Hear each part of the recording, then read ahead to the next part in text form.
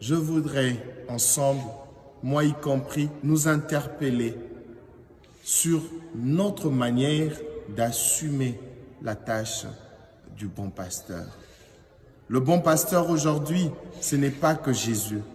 Le bon pasteur aujourd'hui, c'est le parent pour leurs enfants. C'est l'époux pour son épouse, l'épouse pour son époux, le prêtre, le pasteur pour ses ouailles. Oui, frères et sœurs, l'aîné pour ce cadet. Tous nous pouvons jouer ce rôle du bon pasteur. Jésus nous a donné l'exemple, nous devons le suivre. Il m'arrive deux fois de me rendre dans certaines familles où quand vous entrez, papa est en difficulté de vous présenter tous ses enfants en ordre établi, en commençant par l'aîné jusqu'au cadet. Et généralement, ce sont toujours les mamans qui le font. Nous avons des papas qui ne connaissent même plus les dates de naissance de leurs enfants et qui de fois s'embrouillent sur leur nom et ils ignorent même leur niveau de classe, même à l'université, parce qu'ils pensent qu'être bon pasteur, c'est donner de l'argent aux enfants, c'est le nourrir, c'est leur donner de voyages en Europe, c'est leur acheter des voitures. Non. Jésus dit, je donne ma vie pour mes brebis. Chers parents, beaucoup de vos enfants souffrent de votre absence. Beaucoup de vos enfants souffrent de votre inattention.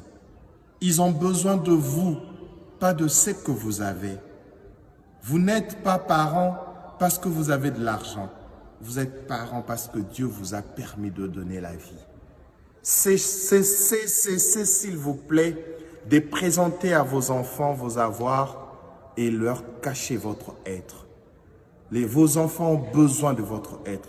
Jésus ne nous a pas montré les avoirs. Jésus se donnait à nous. En os, en chair, il a donné son sang comme boisson, sa chair comme nourriture. Et je crois que c'est l'exemple que tout parent doit suivre.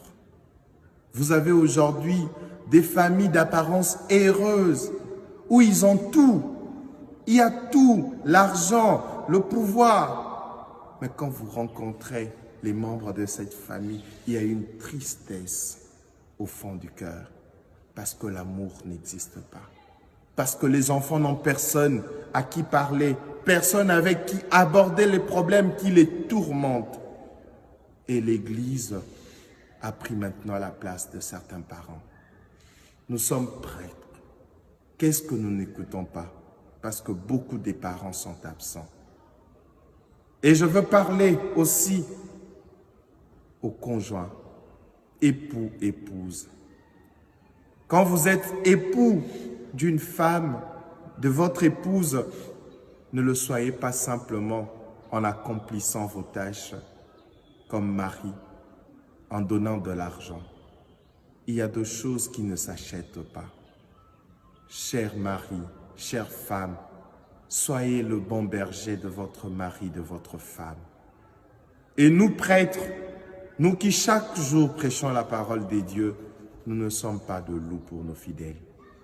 Arrêtons d'utiliser les fidèles pour nos propres besoins, pour nos propres désirs. Dieu nous a établis comme prêtres pour que nous prêchions la parole, pour que nous montrions le chemin et non pas pour que nous nous servions de nos fidèles pour assouvir notre faim. Que le Seigneur prenne en pitié tous ceux qui n'ont pas encore compris. Que le Seigneur nous pardonne et qu'il nous interpelle vivement pour que chacun revienne sur le bon chemin. Vous qui êtes autorité dans ce pays, autorité politique, administrative, militaire, vous avez une responsabilité. Vous êtes aussi des bons pasteurs. Sachez que chaque vie du Congolais qui se dilapide comme ça, Dieu vous en demandera compte. Vous êtes bons pasteurs pour que les gens cessent de mourir inutilement. Vous êtes là comme bons pasteurs pour que vous évitiez à ceux qui sont faibles d'être piétinés, écrasés. Vous êtes là pour garantir la vie à tout le monde. C'est pour cela que Dieu vous a donné cette parcelle d'autorité. Vous qui êtes chef militaire, ne prenez pas le plaisir à verser le sang. Le Seigneur attend de vous d'être un bon pasteur. Il vous en demandera compte. Vous qui gérez le pays sur le plan administratif, jusqu'à quand vous continuerez à multiplier de faux papiers? Jusqu'à quand les gens mourront de faim parce que vous mangez seuls l'argent du trésor public? Nous devons être tous de bons pasteurs. La souffrance continue parce que nous avons abandonné notre rôle du bon pasteur. Pour que notre pays se relève, chacun doit devenir le gardien de l'autre. Que le Seigneur bénisse la RDC, que le Seigneur bénisse notre Église, que le Seigneur vous bénisse. Amen.